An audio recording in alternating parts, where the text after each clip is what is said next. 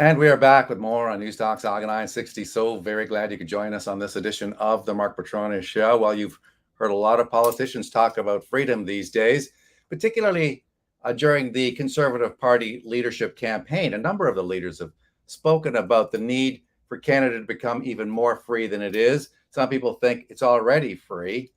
Well, where do you stand on this issue? Could Canada do better in terms of the freedoms that it offers its people? I mean, throughout the decades, Canada is considered one of the most free nations on earth. In other words, we get to express ourselves, express our opinions without fear of political retribution. We also, thanks to our Charter of Rights and Freedoms, have entrenched rights as far as mobility is concerned. We get to come and go as we please. But guess what? A lot of that has come under attack lately. I mean, if you don't feel like divulging your vaccination status, for instance, or maybe you've decided not to get the shots, well, guess what? You can't get on an airplane. You can't even get on a train. You can't take a ferry anywhere. So it's very hard to leave your province or your city, wherever you happen to be. In fact, it's impossible even to fly to another Canadian city if you happen to be in Canada. So a lot of questions these days about the state of freedom, especially as we see the government in Ottawa push the idea of censorship, online restrictions in terms of what you can post and what you can't post. And so that's why we appreciate having David Coletto on the show, CEO of Abacus Data. And David has been involved in a study, a survey, a poll, asking Canadians where they stand on the issue of freedom. Welcome to the show, David. Good to be here, Mark. Thanks for having me. All right, talk a little bit about your poll. And I'm going to be, for our video access, we're going to be able to have a look at the poll and your findings. Why, first of all, did you approach the idea of freedom in terms of how Canadians feel about it? How did this begin for you? Yeah, well, I think it came out of exactly how your intro started, which is we've heard, quite a bit from a number of the Conservative leadership candidates about what they perceive to be a lack of freedom in Canada and wanting to make Canada the freest country in the world. And so we wanted, as we always like to do, measure the public's perception. What do Canadians think? And so we asked two questions in a survey that we completed last week, which were, compared to other countries, how would you rank, freedom in Canada? Are we the freest? Are we freer than many? Are we not? Are we freer than less? And so on. And then two, how free do you feel you are to live the life that you want? And what we found is, overwhelmingly Canadians believe that, we aren't less free. Canada isn't less free than most other countries around the world. Now, not all of us think we're the freest. Only 15% or 16% of Canadians believe that. But for the most part, Canadians believe we are freer than most other countries, and that the vast majority of Canadians believe they have enough freedom, at least, to live the life that they want. And in fact, many feel that they have more than enough freedom to live the life that they want. So for some, a minority of the country, there is a problem. They do perceive that Canada isn't as free as they'd like, and they don't have enough freedom. But that isn't the majority viewpoint, anywhere near the majority viewpoint across the country. Let's look at some of the findings. We're just going to drill down into your numbers, David. 12% say Canada is the freest country in the world today. That's not a very high number. 47%, which is the biggest number in this sort of a list of bullet points here, say that Canada is one of the freest countries in the world. And that was a bit of a red flag for me personally, David, because that tells me that less than half of Canadians polled. Now, you could say that some really didn't know or didn't have an answer to that question, but less than half think that we are one of the freest countries in the world. I mean, that doesn't strike me as a resounding, I want to say, endorsement for the state of freedom in Canada. What do you think? Well, I think I do think you're right that it's not overwhelming, and people aren't convinced that we are as free as other countries. But on the other hand, I don't see evidence that people don't think we are as free as most other countries, right? And so we're kind of somewhere in the middle. But based on these responses, I'm not sensing a lot of angst about that, right? There are some things, for example, throughout the pandemic, we found overwhelming majorities of Canadians supported the health protections and restrictions that were put in place, whether, as you said, was getting on an airplane, requiring a vaccine, or doing a lot of different activities like going to a restaurant. Most people supported those, even though they would also admit that's an infringement on people's freedom to do those things, dependent on whether they had a vaccine or not. So I do think that, people are looking at this generally and saying, well, I don't think we're the freest, but I don't feel a sense that my freedom is preventing me from living the kind of life that I want. Was that a direct question that you asked? Like, is the lack of freedom preventing you from living the life that you want? We Was that did. one We of, asked. Yeah, okay. we asked the second question later in the survey. How free do you feel you are? Do you feel you have, lots of freedom to live as you wish? Do you feel you have enough to live as you wish, or not enough? And in the survey, 15% of people said they don't have enough. So it's a sizable minority. That's millions of Canadians who feel they do not have enough freedom to live the way that they want, but that's still the minority. And so there's a political audience there, but perhaps not a big enough one that is going to win you in a national election. Yeah, and I'm going to get to some of your comments about Pierre Poilievre in a second, but I just want to run through these numbers for you. 37% said they had lots of freedom to live their life as they wish. So that's a little better than a third. 48%, which is still less than half, said they had enough freedom to live their life as they wish. So what that tells me, David, is that less than half of those that you polled actually said, yes, I've got enough freedom to live my life as I wish. I mean, again, that's not the kind of number that you'd expect in a Western, a liberal democracy like Canada, where people come here, immigrants, for instance, they escape. They've left China and places like that. They've left totalitarian regimes in order to come to Canada and enjoy the fruits of freedom. But this tells me only like less than half actually would actually step forward and say, yes, I've got enough freedom for me to live my but life. I think you're missing. What am I missing here? So you have to add together 37 plus 48 is 85% who say they either have lots of freedom to wish to live as they want or enough, right?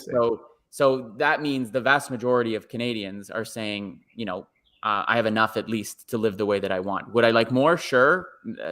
Maybe there's folks in that 48% who wish they had more freedom. Hey, I'd love to not have to pay taxes, but that's something that I'm going to have to do, right? There are things that we are forced to do every day that we don't like. Stopping at a stoplight, following certain rules.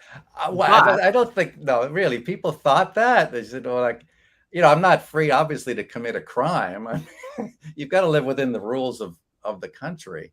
You're not free to. Well, I mean, I live in Ottawa, frankly, and a number of the truck drivers who came here and occupied the downtown of my city felt that that was their right to do it, and they were protesting a lack of freedom when they took a lot of it away. So I think. I mean, people, I think. Okay, well, please enlighten me.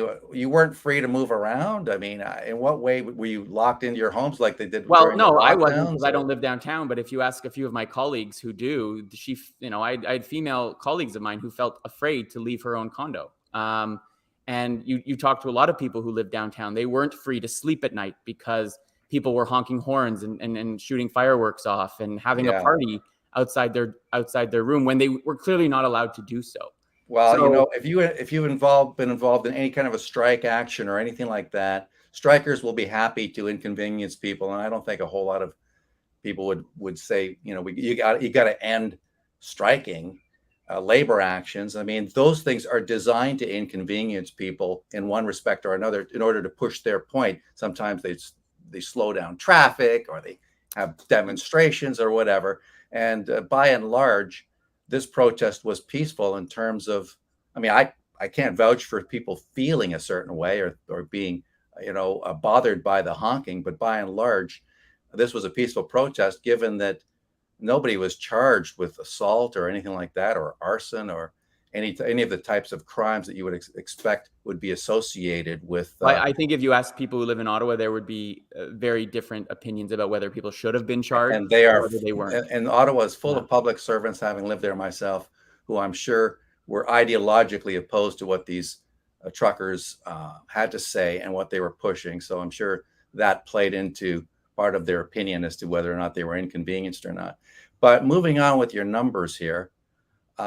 You also say that this doesn't make a whole lot of sense for Pierre Poilievre to push the idea that Canadians should be more free, or that he should make that as one of the centerpieces of his campaign. I don't want to put words in your mouth, but is that where you feel that this is going in terms of the logic of him pushing this agenda in terms of his leadership push?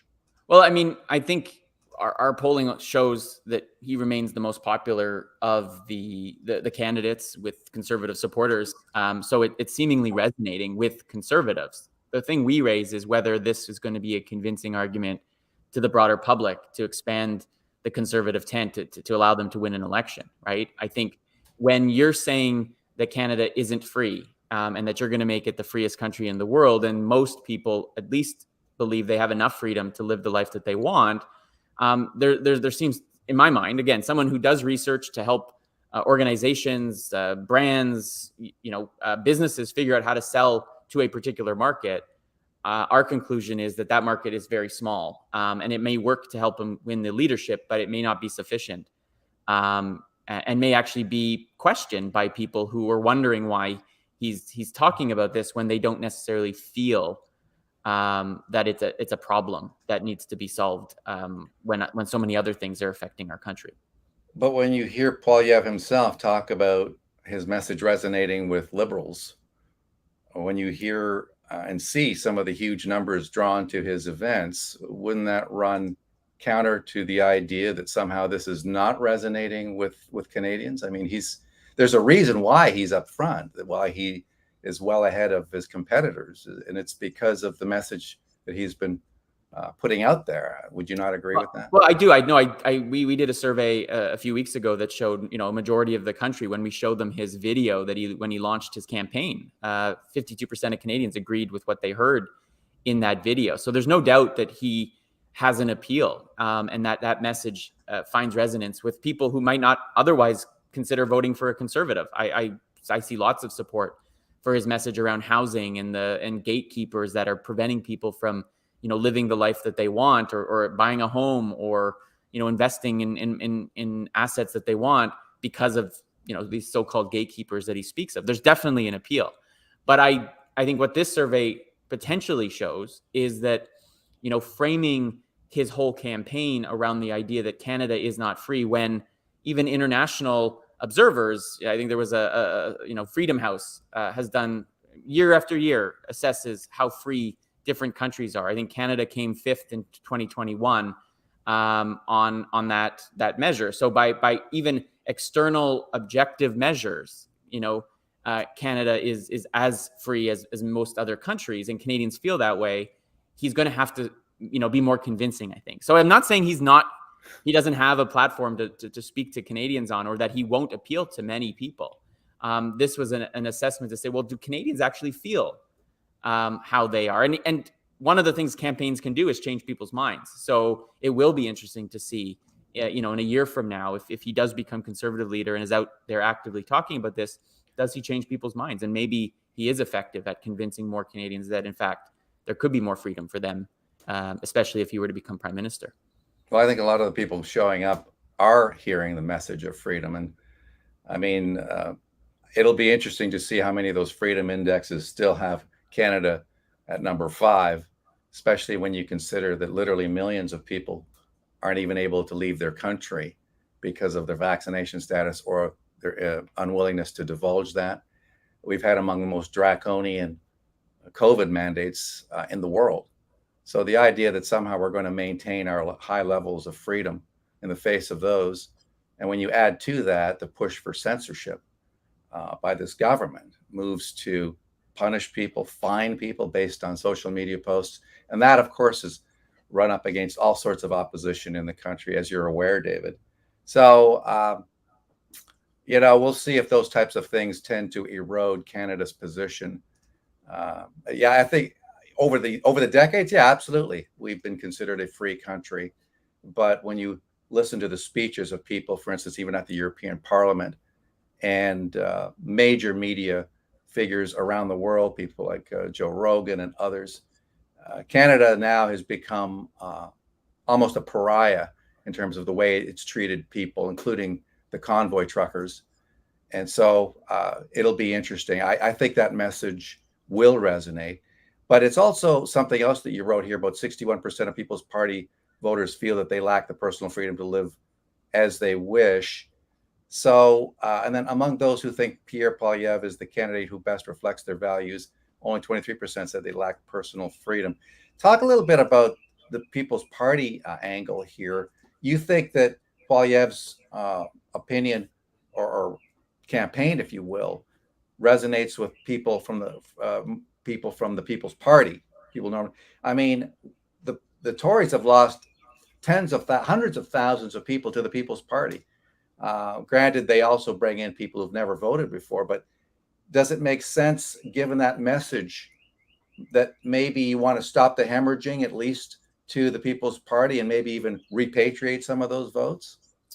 Well, again, it's a choice around strategy for Mr. Poilievre, and if he becomes leader, the party as a whole. But there's no doubt in our survey that those who did vote or support the People's Party today do believe that Canada isn't as free as they'd like, and isn't as free compared to other countries. So there is an audience there that Mr. Poilievre can speak to. And if one of the ways that he sees himself as being able to get to government is by bringing in that 6% who voted for the People's Party in the last election, that could be a path to do it. But I think on the flip side, and this is what our research also shows, is there's risk there in that those who might otherwise vote Conservative and are more on the center right of the spectrum may be turned off by that. So it is a calculus that I think he and the party need to think about. But there's no doubt his message would resonate the most with those who voted for Max Bernier in the People's Party last time. Well, I think if people wanted a centrist, then Aaron O'Toole would still be leader of the Conservative Party of Canada. David, thank you for coming on the show. I appreciate that. Thanks, Mark. Take care. David Coletto, CEO of Abacus Data. And well, how can people find out more about what you guys do, David? On our website, abacusdata.ca, has all our polls available. Thank you very much. Appreciate you coming on the show. Thank you, sir. All right, got to take a break. Back with more News Talk, Saga 960, and the Mark Petronis Show.